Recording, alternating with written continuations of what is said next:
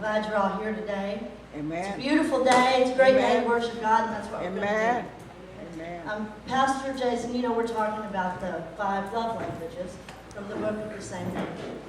And last week, Pastor Jason talked about words of affirmation and how important they are to people, and how your words can build people up or they can bring them down. And how powerful that little tongue of yours is, that little tiny muscle, can ruin somebody, often for years, right? And he talked about how courage meant to inspire. And so I'm hoping that this week my mosaics were courage builders. Amen. You know, I think that's something that we're good at here. We inspire each other, we inspire others. And so today I'm going to talk about the second love language, quality time. This is one of mine. This year on Valentine's Day, I posted on Tootie's Facebook page. There is nobody else I'd rather lie in bed and look at my phone next to. Have mercy. It got 45 likes, and there was something else about that. We're not the only ones, are we? Me and Tootie aren't. There's some other y'all that do that. Well, that's a good example, maybe not of quality time, but of quality activity. You know, that being said, are we contented, lying in our beds, all propped up on our pillows, all comfortable? Look at this. You believe she said that? Yes, we're contented. But is that our quality time together? Not really. Not so much. Quality is defined as excellence. So when you say, I have a quality car, then you know it's got that cool backer upper thing, you know, so you don't run over the trash can. It's got leather seats, it's got power, everything. When you say I've got a quality hotel room booked for us, you know those sheets are going to be soft and those pillows are going to be fluffy. We look at quality as the best, don't we? Yes. So when you're talking about quality time, it stands to reason that that should be the best time that you spend with that person, whoever that is. We have quality standards. So how many times have you found yourself, and Chris, my friend, you should relate to this, how many times have you found yourself talking to the side of someone's head as they texted, as they checked their email, as they took a picture of their food, as they checked how many likes or got a level up in Candy Crush because that nail lady's ahead of me? Well, guess what? That person is a multitasker. And you just got downgraded to a task. You became a task. Something that had to be accomplished. Check Facebook, do my email, let Karen rent. Done. No, not done. I'm not anybody's task. And neither are you. Are you happy when that happens? When you're talking to the side of somebody's head, do you feel like you have their full attention, that they're engaged with you? You don't. Because they're not. They're not. There's 2 examples of quality time that Tootie and I have spent together recently that stand out in my mind as some of the better moments. About a month ago, we found out on Facebook, probably in one of those nights, that my stepfather had passed away. Yes, on Facebook. The one that is married to my mother. So you can imagine I was upset, I was freaking out. I mean, Mama's got Alzheimer's, is she wondering where I am? This is the worst thing that's ever happened to her, and I'm not talking to her. I didn't call her. I don't know where she is. I don't know if she's safe. I know she can't be left alone, so is somebody with her? Well, so, and any of you who know me know I'm like a Jack Russell Terrier, I'm kind of excitable. So I was pretty freaked out. I was upset. And pretty much in a panic. And this went on from Thursday. I finally got a hold of somebody on Monday. But for those 3 days, I didn't know what was going on. So Tootie boiled some shrimp for me Saturday night. She knows I love boiled shrimp. So Tootie boils me some shrimp. We lit the candles on the dining room table. Normally, we just kind of eat where we land. If there's a movie, then it may be in front of the TV, maybe outside, maybe, you know, rarely at the table. We lit some candles, we sat there, we held hands, we prayed.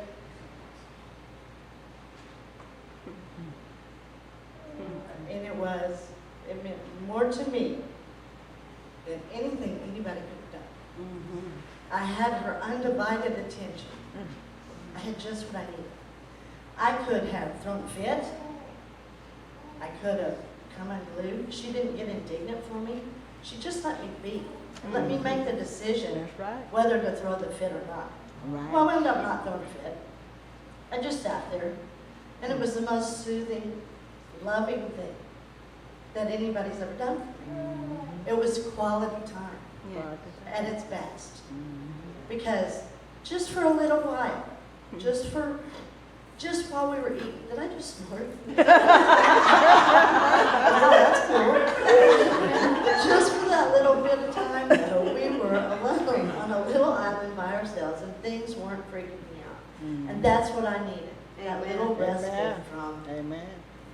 the things that were going through my head. I promise not to snort again. Yeah, that's Embarrassing. amazing. I did get a hold of Mom on Monday, and somebody was with her, and she's now in a place, so they're taking care of her. So that's good. But by Tootie's silence and her caring acts, she showed me that she was there for me, just for me. And that's exactly what I needed. It was just that kindness and that silence. She even turned on me door. It was nice. Any other time, you might think that would be a romantic time. But it didn't feel romantic. It felt like a mental massage. Does that make sense? So it was awesome. That was one of the quality times that we've spent together that I'll never forget. Gary Chapman says in the book, by quality time, I mean giving someone your undivided attention. I don't mean sitting on the couch watching television together. When you spend time that way, Netflix and HBO has your attention, not your spouse. What I mean is sitting on the couch with the TV off, looking at each other and talking. Devices put away, that's hard, isn't it? Giving each other your undivided attention. It means taking a walk, just the two of you. Going out to eat, and looking at each other and speaking. I call that intentional attention. That's focus. So Duke and I sometimes, this is the other thing we like to do, we come home and we sit down after work and we reheat the old stale coffee that we made that morning. And we sit and we talk about our day. Brooke's usually working out, so she's not there. The dogs are outside. No TV, no music, no nothing, just each other. We talk about, we both work in school, so we have a lot of the same issues, administrative and children, and, so we're able to really relate to what we have to say. Oh my God, you're not going to believe what this kid did today. You're not going to believe what this teacher did today. So we sit there usually until hunger drives us into the kitchen. We lose track of time. And yes, we spend quality time. Food as well. Tell by looking at us. Learning to listen and talk to someone and give them that quality time is not easy. As flawed humans, we have the urge to talk about our own business. It's true. Our stuff. It's true. But and when somebody's telling a story, we're thinking ahead to, okay, I can fix that, I'm going to tell her this. Or, oh, that happened to me, I'm going to tell her that. And we have to stop that. We have to intentionally stop and listen and pay attention to what this person is saying, because it's important. It's as important to be listened to as it is to talk. So Tootie and I have learned over the last 20 years how to talk and how to listen. I'm sure you know it was harder for me than it was for her. I have been known to ask her, is this a chapter story? Oh my gosh. I'm ashamed, it's true. On a side note, we hosted a staff party last Friday afternoon, and one of the coaches saw my book, The 5 Love Languages, sitting on my coffee table, and he said, oh, you're so excited. He said, did you read it? Did you read it? And I said, of course I read it. Preaching on Sunday. And he said, he told me something interesting. This is just a little trivia. He said, men speak about 7,000 words a day to women's 20,000. Well, I thought that was interesting, so I looked it up. Sure enough. That's true. Lou Ann Brizendine at the University of California found that did a study and found that to be true. We women are talkaholics. Right. We're talkaholics. So you can imagine if you got a hetero couple and they sit down and this man's used up his 7,000 at work, bossing on people. And what if his wife's a stay-at-home wife? Don't you know by about her 8,000th word, he's like, yeah, I just want some peace and quiet. They're going to have some issues unless they know each other's love language and how to talk and how to listen.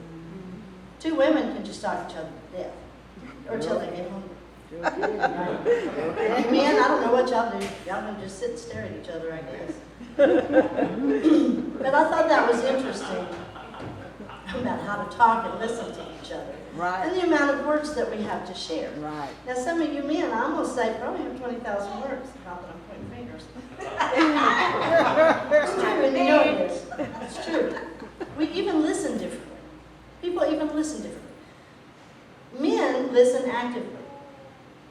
They are listening with an ear for, how do I do this? How do I fix this? What am I expected?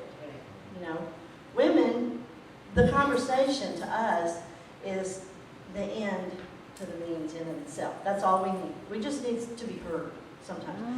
I don't necessarily want you to fix my problem, but I do want you to go, oh, poor you.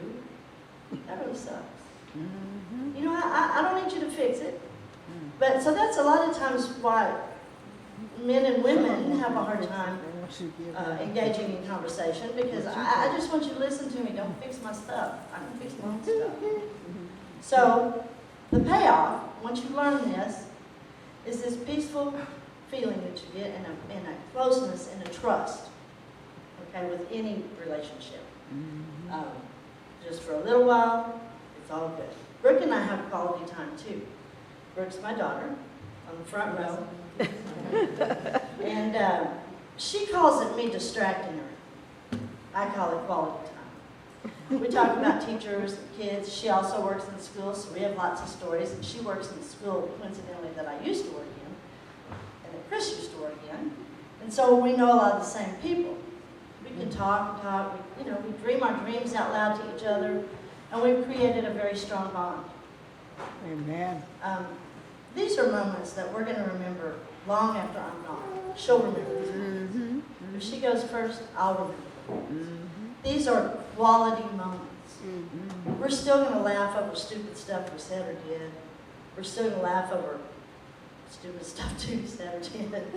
We're making the most of our time together. It's quality time.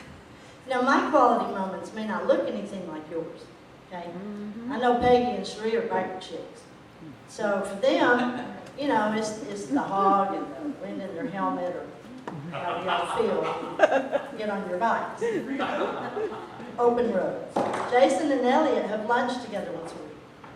They have a standing date for some quality time. Rico spent a lot of quality time with his boss.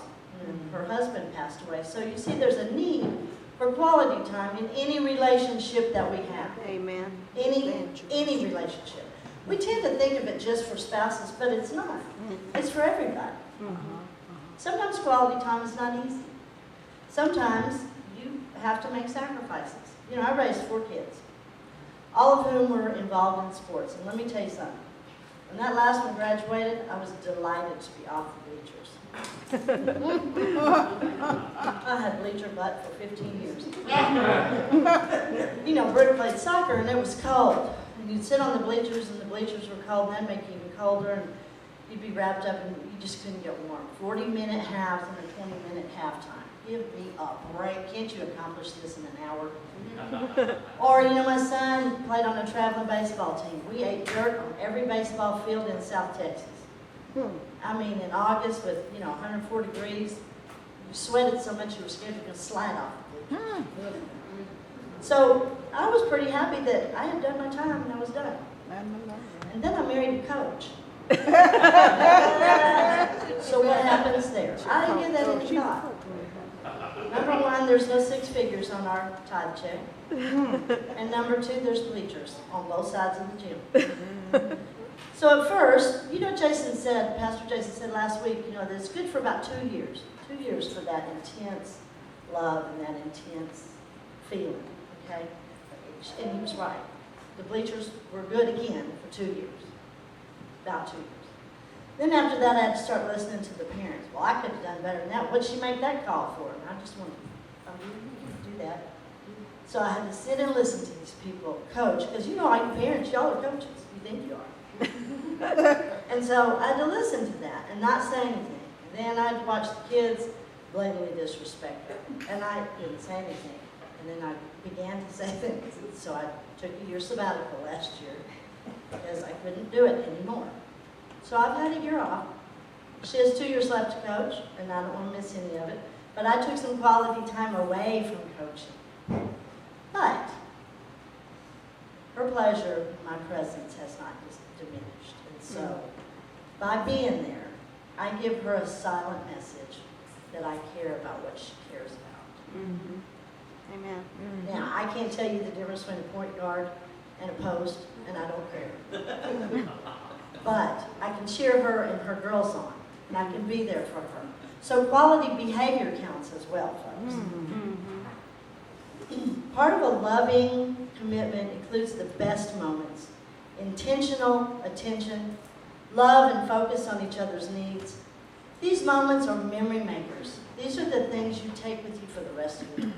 The good things. Maya Angelou said, I've learned that people will forget what you've said, people will forget what you did, but people will never forget how you made them feel. It's true. That's very true. People will never forget how you made them feel. That's right. Now, we've talked about spouses, work, friends.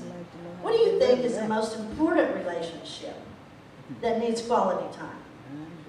Give me a guess. God. Absolutely. Relationship with God. Our relationship with God comes first. That's right. Always and forever. That's It's to right. come first. We spend quality time with Him, or our relationship doesn't grow. It's just like a regular relationship. We have to spend quality time focusing on God and focusing on His needs for us and our needs for Him. Right.